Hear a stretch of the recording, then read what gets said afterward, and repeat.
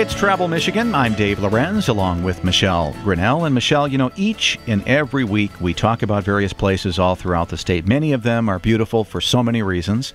But this next group gets to give a great compliment to various communities around the state for their beautification efforts. Absolutely. It is not always easy to keep every place beautiful. There's a lot of work that goes into that by communities.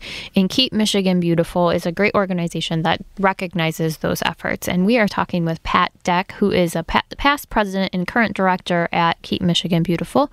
So for folks that may not be familiar with Keep Michigan Beautiful, let's just kind of start with an overview of what that's all about, what your mission is, and how you go about doing that. All right.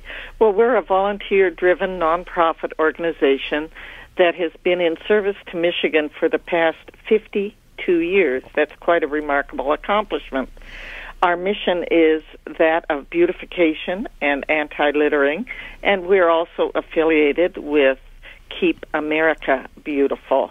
And that umbrella of beautification includes lots of things, not just planting flowers and landscaping, but it also includes green programs and technology, recycling waste materials, site restoration, and historical preservation. And you might be interested to know that we are the only statewide organization that recognizes and honors beautification programs and activities. Which is really a neat thing. I was looking over the history of Keep Michigan Beautiful, and I was surprised to learn that Keep Michigan Beautiful has been around longer than the national organization of Keep America Beautiful. Yes, we have. And when a number of state organizations popped up, then Keep America Beautiful popped up. And they are a very significant organization with a tremendous amount of corporate support and whatnot. Unfortunately, we don't have quite that same level of financial support, but we have wonderful volunteers and great businesses and organizations that do support our group. We'll talk a little bit about, I know you've got some cleanup days, and you really represent the entire state, and talk about some of the different types of things that you do under this broader banner of beautification. All right. Well, our biggest program that we do is to have an awards program where we recognize and honor beautification projects, but we do other things as well.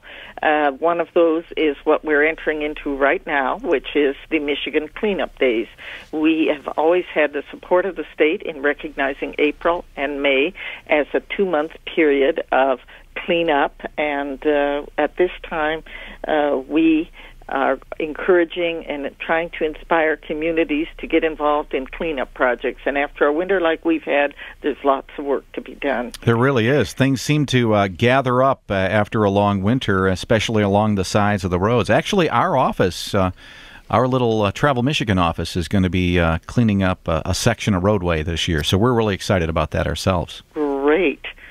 We also have some other programs. One of them is our Keep It Clean and Green campaign, which is designed for school-age students and schools so that they can become active stewards in the cause of beautification. And so that's an important program we're involved with. In addition to recognizing our beautification programs and activities, we also try to present educational seminars that are sort of like kind of like a how-to for people to see what's been done in other communities and think, gee whiz, what can I do to bring a program like this to my community to help beautify my community? Well, you mentioned that you get to recognize communities around the state for their beautification efforts, and I know you're taking nominations now from people who might want to nominate their community, or maybe one that they visited, or maybe a group that's done some good things, and your awards ceremony is October 16th and 17th in Traverse City. Correct. So people should go to keepmichiganbeautiful.org for more information about that. Last year, your award ceremony, you recognized numerous communities, and we thought it'd be a nice idea to kind of get an idea of what who they were and what they did, and maybe that's another reason why people might want to consider visiting there. Well, that's a very good point. First of all, I will say we have some communities that are sort of perpetually on our list of people who have nominations for projects. And I will say the city of Frankenmuth has always been an outstanding example of wonderful projects that are for beautification and cleanup purposes in that city. And, of course, they do such a great job attracting tourists to their city. But this is one of the reasons tourists want to come to a place like Frankenmuth. And we're always, they are the most awarded city that we have in the state of Michigan. I'm not even surprised by that. I think about Frankenmuth, and one of the things that really sticks out in my mind is how clean they are. Absolutely. And, one of the things Frankenmuth has done is to develop an identity as a city, and that identity revolves around that cleanliness and the beautification and so on. It's a place that people enjoy visiting because it is such a beautiful place to be at. Mm-hmm.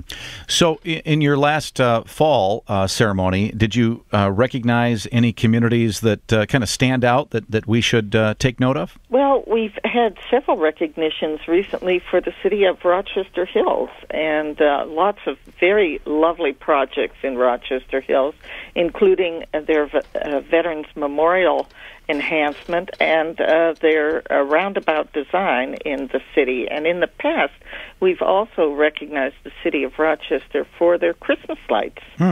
Yeah, it's quite nice at Christmas time, and of course at the spring weather. I was just there recently. It's a cute little downtown.